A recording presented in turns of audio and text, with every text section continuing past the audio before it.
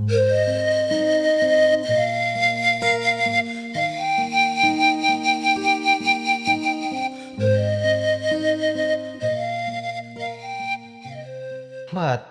นี้บุญหลายโน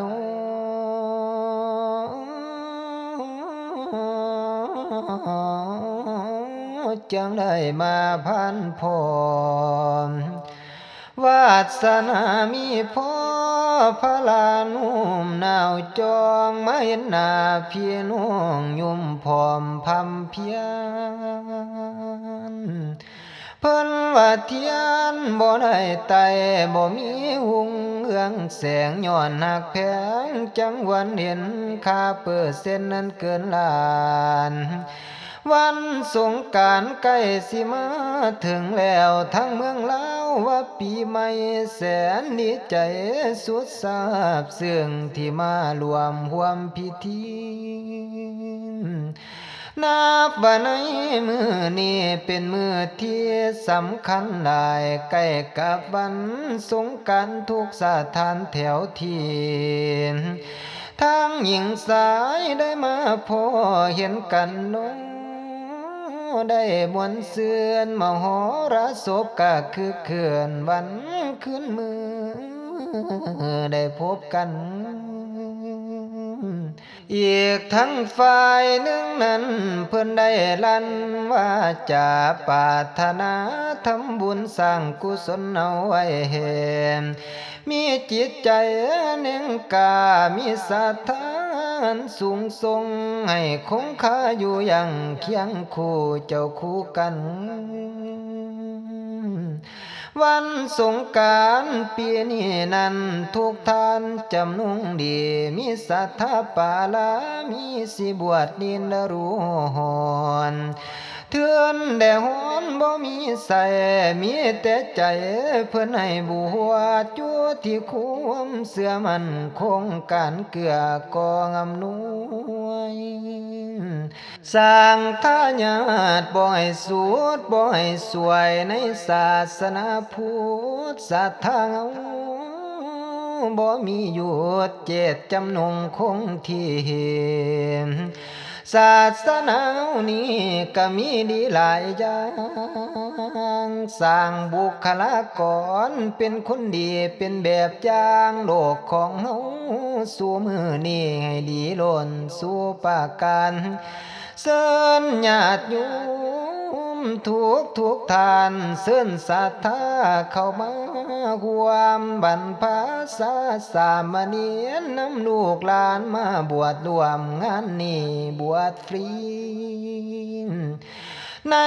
วันที่เพิ่นบวชให้บ่ใส่ใจแนวใดเอาจิตใจเป็นหลักต่อองค์พุทโธทานวันสงกรานต์เป็นวันหยุดการเฮียนดารุนเป็นวันพรนั้นประเสริฐไผได้บวชสืบสร้างกุศลดลเลื่อนประมาณการที่ได้บวชสร้างหูจักแห่งบุญคุณ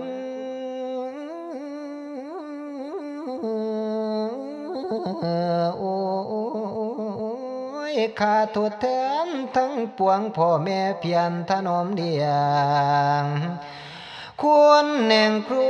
อาจารย์เจ้าผู้เคยสอนนั้นได้สั่งความสาลาได้เกิดขึ้นได้เห็นหูบ่เลือนของเปียพ่อปานหน่วยของบ่ต้องต้อยสิเศร้าดังอันระคังคันบ่มีไผตีฮอนดื้อสิดังได้เห็นอันเด็กในบ่ถึกไฟเผาแล้วบ่มีแหลมด้วยดังคันว่าผ้าขี้เมียงถือเขียนกาจังคอยคมเพชรในตัวแม่นบ่งมมาล่างบ่เห็นแสงสิสิ้นค่ามีทองคำคันบ่มีผู้ยอมสิเดืองได้บ่นจังได้คนเนานี้สิเห็นใบหน้าหูพังได้ก็ให้ส่องแยงกระจกดูบัดหามีตุ่มเตียดบ่อาจวันเห็นหู สะพันอยู่เพิ่นสอนให้ความเจริญบ่หยุดย้อนผ่าจีวรคันบ่มีผู้ยอมสิเดืองได้บ่นจังได้พระอาจารย์นันทนากรสู่ธรรมาโกษารฝากคำกรเทศแลงให้เสื้อนญาติโยมพี่น้องเอาลูกหลานมาบวชสร้างเสียนหูนั่นค่าคุณ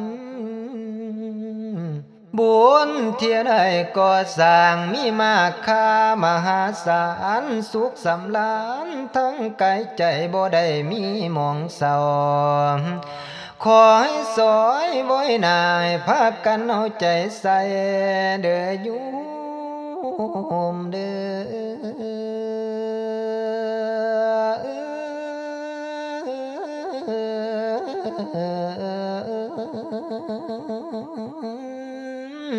เสียได้หูแจ็บแจ้งดอมใจเขาศาสนาการไปมาการสิหูการเป็นอยู่ลาบนอ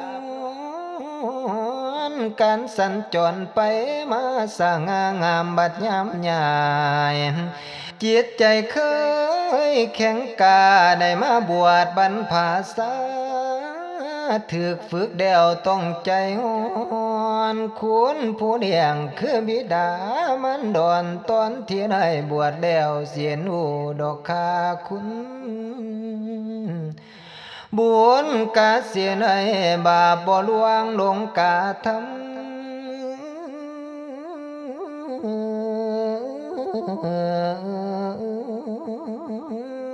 กำบ่ดี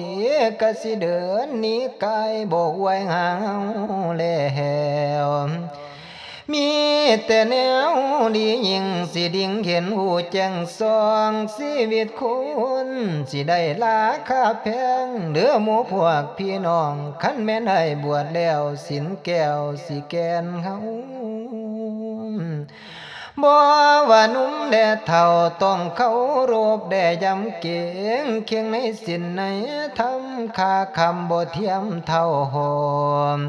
หนักดื้อเบาเย็นขันบุญสู้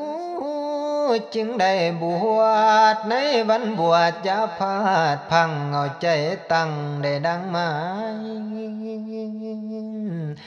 อานิสงส์ทรงทายของการบวชบรรพาษาพระสัทธาเพิ่นตัดสอนเทศนาไว้เห็นข้อที่หนึ่งเฮาสิได้ศึกษาธรรมคำสอนให้แจ้งที่มีปัญญามีสติสามารถรอดพ้นจากทุกข์ได้เอาใจนั้นบ่มุนมัวข้อที่สองนั้นเฮาสิได้ฝึกแงบความอดทนบวชเป็นเพศสามณะต้องได้ฝึกใจตนให้เข้มแข็งเอาไว้เห็นมีวินัยทั้งใจพร้อมทั้งกายให้คงที่สร้างความสมานสามัคคีมีความเสียสละเพื่อส่วนรวมเพื่อพวกพ้องที่เฮาได้อยู่ร่วมกันข้อที่สามว่านั้นได้อานิสงส์ใหญ่คือกุศลได้แก่ตนได้ครอบครัวผู้ร่วมบุญในข้าวนี้ข้อที่สี่เป็นมงคลงามยิ่งประดับชีวิตจริงให้เฮาได้เจริญต่อข้อที่ห้าบุญมีพอสืบต่อเติมแกนเงารำรงไว้ศาสนาอานิสงส์สำหรับครอบครัวแด่ญาติธรรมผู้มาร่วมบุญนั้นน่าก็มีมากคือกันข้อที่หนึ่งได้รับบุญกุศลสัมพันธ์แก่ครอบครัวพร้อมทั้งตัวเองด้วยข้อที่สองได้ความปลื้มปิติภูมิใจหน่วยเจ้าศรัทธามีส่วนรวมกันมาส่งเสริมพุทธศาสนาการบวชเทียนในครั้งนี้บุญมีใดคู่สู่คน ข้อที่สามเป็นทางสร้างบุญให้อุทิศไปหาพ่อแม่ผู้เพิ่นไปจากแล้วยังสิได้ว่าส่วนบุญควรเพิ่นมีมากล้นลูกหลานจงกะทำดีเพื่อแสดงถึงความบูบุญคุณกตัญญูกตเวทีตอบสนองแทนทานข้อที่สี่เป็นแบบอย่างที่ดีของชาวบ้านลูกที่ดีของพ่อแม่เด้อ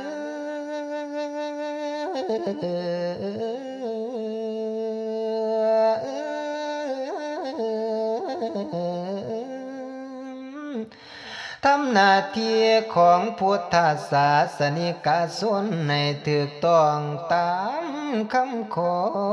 ที่เพิ่นสอน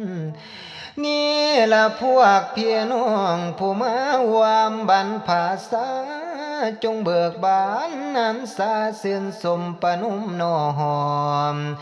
พร้อมใจกันมาสร้างกุศลทานนั้นยิ่งใหญ่บวชลูกหลานในเทื่อนี้ให้ดีแท้คู่สู่คน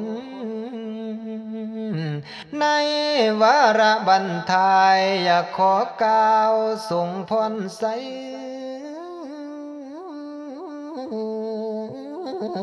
โอ้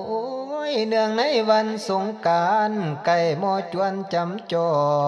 มอาตมาจะขอย่อมือน้อมถวายพระพรก่อนสิจากฝากแน่เด้อ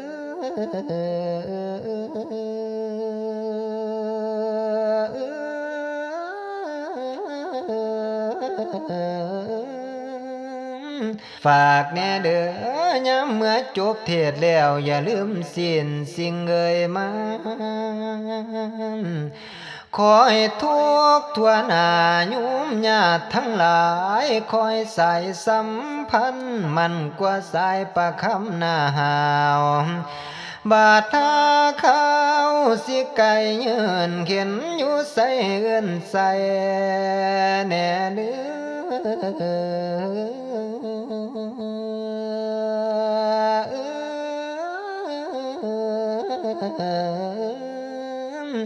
แม่นสิไก่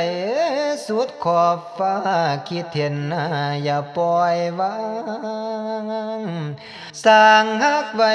นั่นดีกว่าสร้างกันเด้อยุ่มเนื้อบัดย้ำนอนอย่าลืมฝันมันจมหาแน่เด้อทานวันเวลาบ่รอถ้าคันมีบุญวาสนาสิมายามอีกเทื่อใหม่จากก็เพียงแต่กายจิตใจยัง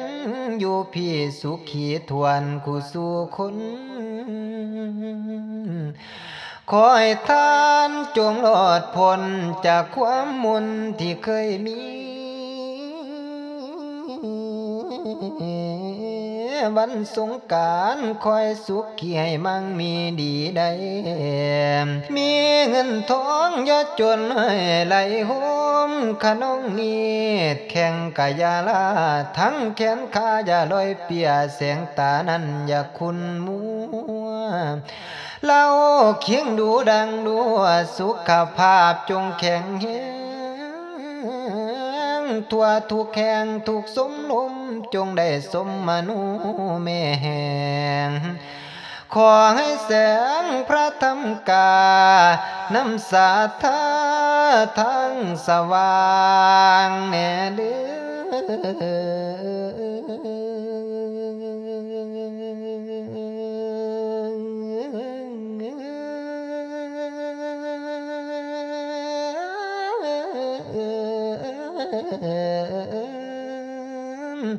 สาธาให้แก่กาเมืองฝ่าบอนอยู่เนาความสุขความเจริญขอมอบให้แก่เจ้าโยมญาติอยู่ทั้งใดมีความสุขทั้งกายสบายทั้งใจมาสู่มาสากซอยปองได้นำปองอาจารย์นันทนากรสิขอลา ขึ้นห่องสถานท้องถิ่นอยู่ลาทั้งธรรมาสลูที่ได้นั่งเทศแล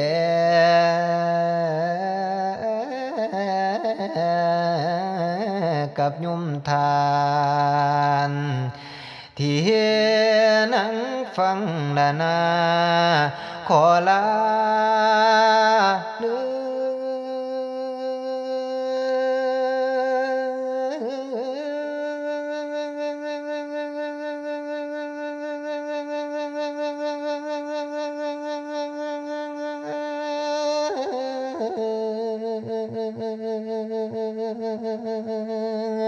เด้อ